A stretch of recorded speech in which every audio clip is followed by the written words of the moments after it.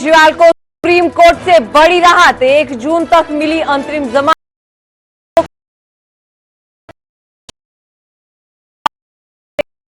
Kejriwal BJP के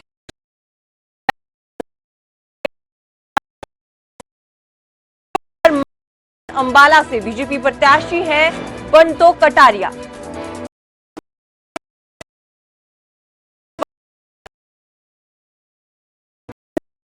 बड़ा दावा, कांग्रेस और जेजेपी के कई विधायक हमारे संपर्क।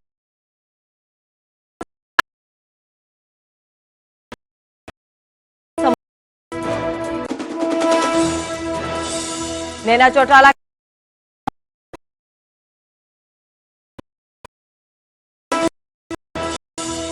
राज्यपाल को ज्ञापन सौंपने पहुंचा।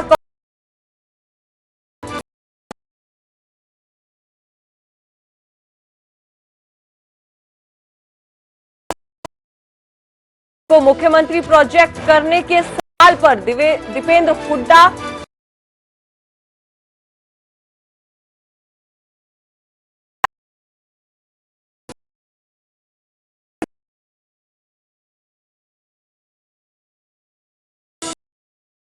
हरियाणा कांग्रेस का कुनबा, दिल्ली में पार्टी प्रदेश अध्यक्ष की मौजूद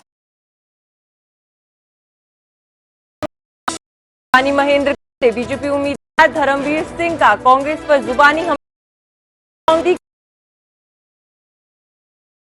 गिरफ्तार कार ने 22 साल के राहुल की ली जान, करीब 2 महीने पहले हुई थी शादी।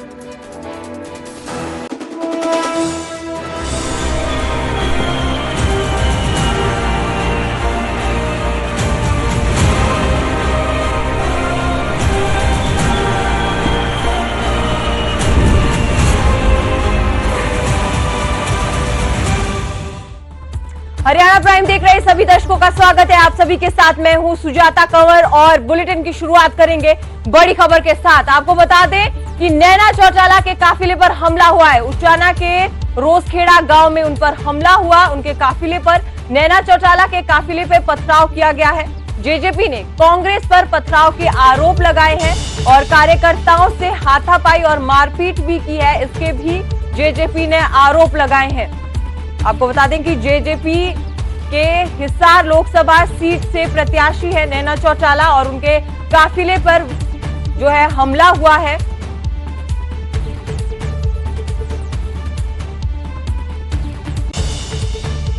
रुख अगली बड़ी खबर का करेंगे। राज्यपाल को कांग्रेस ने ज्ञापन सौंपा है। आपको बता दें कि कांग्रेस के प्रतिनिधिमंडल आज राजभवन पहुंचा, जहां उन्होंने अपना ज्ञापन सौंपा। इस पर कांग्रेस के उपनेता आफ्ताब अहमद का बड़ा बयान सामने आया। उन्होंने कहा कि जल्द से जल्द बीजेपी सरकार को बर्खास्त किया जाए। नैतिक आधार अपना जो है बीजेपी सरकार वो खो चुकी है। अपनी जिम्मेदारी का निर्वहन करते हुए राज्यपाल जल्द से जल्द विधानसभा चुनाव करवाए और कांग्रेस जोड़ तोड़ की सरकार में विश्वास नहीं रखती है। इसके साथ साथ आफ्ताब अहमद ने कहा कि हम परेड करने के लिए भी तैयार हैं।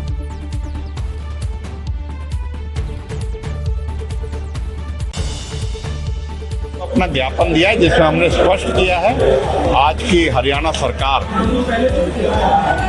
अल्पमत में है और नैतिक अधिकार खो चुकी है और प्रजातंत्र में जब बहुमत ना हो तो एक दिन में रहने का किसी भी सरकार को अधिकार नहीं है।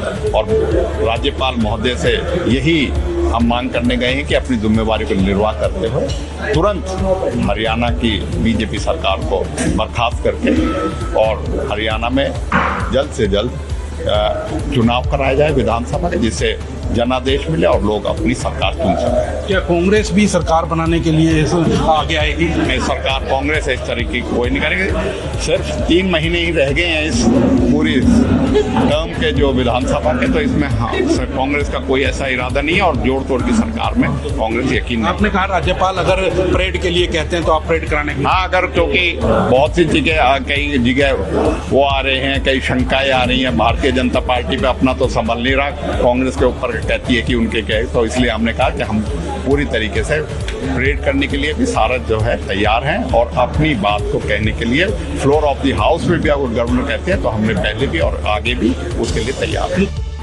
वहीं मौजूदा सियासी हालात पर कांग्रेस प्रदेश अध्यक्ष उदय भान का बड़ा बयान सामने आया। उन्होंने कहा कि सरकार अल्पमत में है और राष्ट्रपति शासन जो है वो लागू करवाया जाए। सरकार बनाने की जरूरत नहीं है, हम चाहते हैं कि चुनाव हो। वहीं उन्होंने बीजेपी पे बड़ा आरोप लगाया, बीजेपी पर हॉर्स ट्रेडिंग का काम करती है, ये भी उदय भान ने कहा। और साथ साथ ये भी कहा कि कांग्रेस पार्टी की आंधी चल रही है जिसमें बीजेपी का सुपड़ा साफ होगा। ये पूरी तरह से इशारा करता है कि कांग्रेस पार्टी की हवाई नहीं बल्कि जबरदस्त आंधी चल रही है सारे प्रदेश में और बीजेपी का सुपड़ा साफ होने जा रहा है। हरियाणा की जो सरकार है क्या वो अल्पमत में है, विश्वास खो चुकी है? वो तो बिल्कुल सबको स्पष्ट है, अल्पमत में है। हमने तो कहा है कि राष्ट्रपति शासन लागू किया जाए और दोबारा से मैंडेट लिया जाए, क्योंकि सीधा सा है कि भाई इनको 45 एमएलए चाहिए, 88 का हाउस है। आज जो है 33 हमारे पास है, 3 इंडिपेंडेंट सहित, और 10 जेजेपी के 43, एक अभय चौटाला और एक बलराज कुंडू 45 विपक्ष में है, उनके पक्ष में 43 है स्पीकर सहित। स्पीकर तो जब न्यूट्रल होकर बाद में जरूरत होती है तो जब वोट कास्ट करता है, एक तरह से तो 42 ही है। तो सरकार बनाने का दावा क्यों नहीं करते आप लोग? सरकार हमें बनाने की जरूरत नहीं, हम तो चाहते हैं चुनाव हो, मैंडेट हो। हम ये तोड़फोड़, ये जो हॉर्स ट्रेडिंग में नहीं, ये हॉर्स ट्रेडिंग का जो काम करती है बीजेपी, उससे हम कोई वो नहीं रखते। आखिरी सवाल, जब चुनाव ही अब ड्यू है 4 महीने बाद जी, तो चुनाव अभी इसको राष्ट्रपति शासन लगा और चुनाव कराए। आपके तमाम नेता पहुंचे राज्यपाल को ज्ञापन सौंपने, क्या बातचीत हुई वहाँ? गए हैं, अभी रिपोर्ट नहीं आई, अभी तो गए हुए हैं चंडीगढ़। वहीं न्यूज 18 पर सीएम नायब सिंह सैनी का बयान सामने आया। उन्होंने कहा कि पीएम मोदी का जलवा पूरे देश में है, आज हर वर्ग के लिए काम किया हुआ है। उन्होंने ये भी कहा कि हर वर्ग में जोश और उत्साह है, लोग नरेंद्र मोदी से प्यार करते हैं। साथ ही साथ उन्होंने दावा किया कि हरियाणा में सभी 10 सीटें बड़े मार्जिन से हम जीतेंगे और तीसरी बार नरेंद्र मोदी को प्रधानमंत्री बनाएंगे।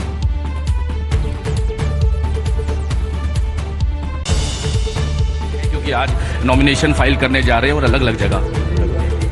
देखिए, मोदी जी का जलवा पूरे देश में है और जो काम नरेंद्र मोदी जी ने किए हैं, ईमानदारी से किए हैं, उसका परिणाम है कि आज हर वर्ग के लिए काम हुआ है।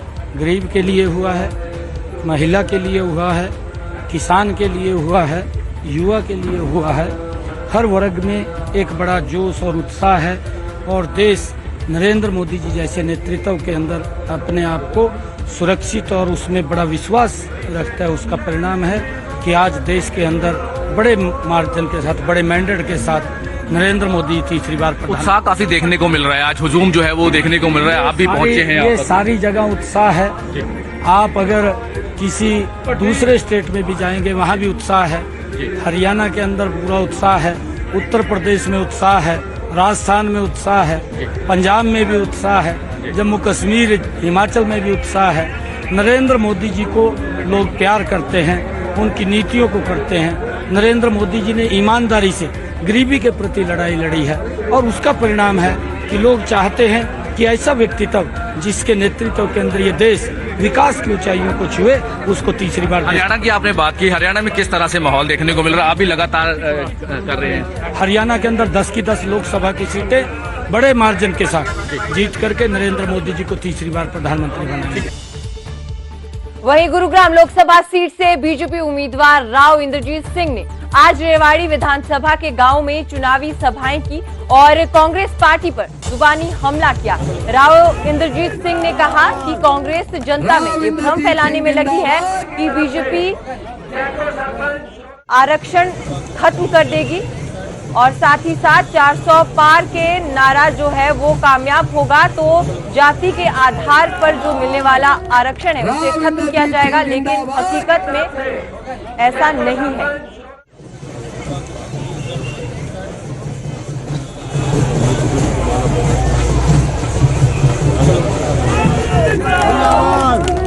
राव इंद्रजीत सिंह जिंदाबाद।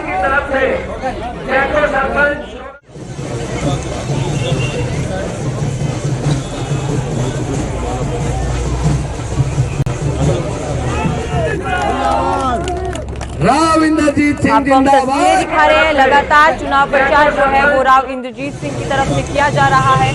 आज जो है उन्होंने कांग्रेस पर जुबानी हमला किया। उन्होंने कहा कि कांग्रेस आरक्षण खत्म करने का भ्रम फैला रही है। अगर 405 सीटें बीजेपी को आ जाती है तो कांग्रेस ये भ्रम फैला रही है कि हम आरक्षण खत्म कर लेंगे, लेकिन ऐसा कुछ नहीं होगा। बीजेपी उम्मीदवार राव इंद्रजीत सिंह लगातार चुनाव प्रचार कर रहे हैं। हम आपको तस्वीरें दिखा रहे हैं, लोगों से मिलते राव हुए नजर आ इंद्रजीत रहे सिंह हैं। जिंदाबाद।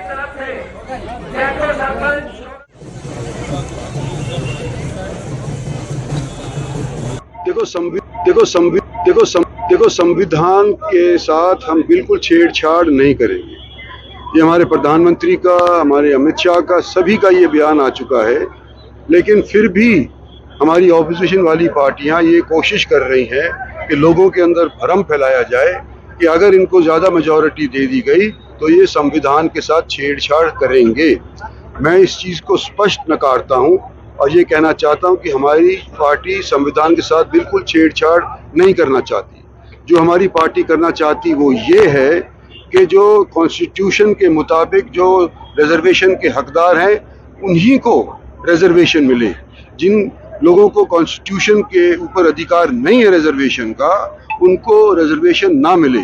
यानी कि मजहब के तौर के ऊपर कॉन्स्टिट्यूशन अलाउ नहीं करती रिजर्वेशन, हम मजहब के तौर के ऊपर रिजर्वेशन नहीं होने देंगे।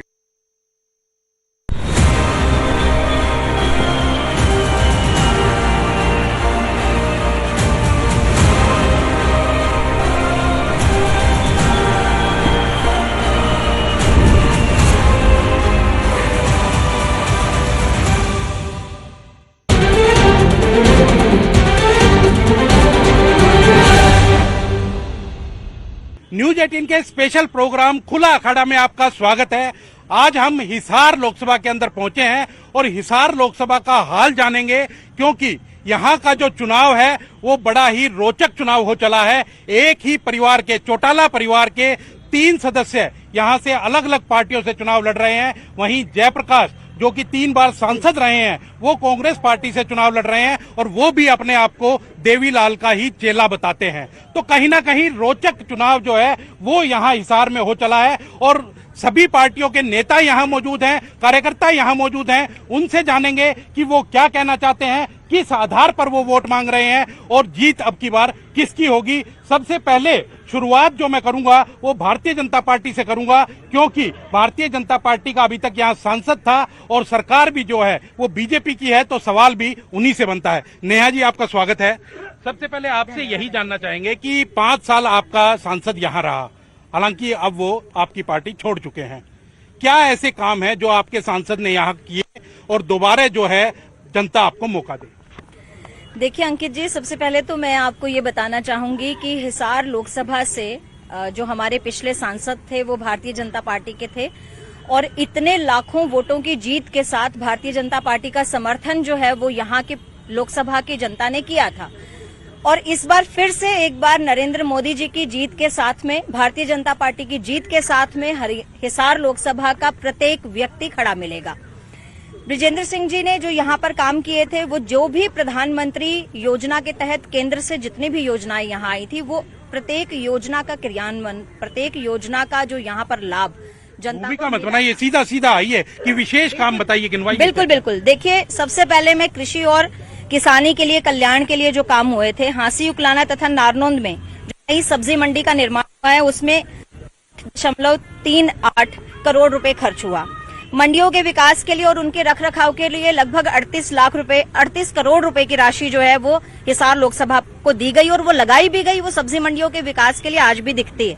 सेक्टर 3 हिसार में 27 करोड़ रुपए की जो है लागत से नंदीशाला का निर्माण किया गया। गांव ढंडूर में 50 एकड़ जमीन पर गो अभ्यारण्य का 10 करोड़ रुपए की लागत से निर्माण किया गया।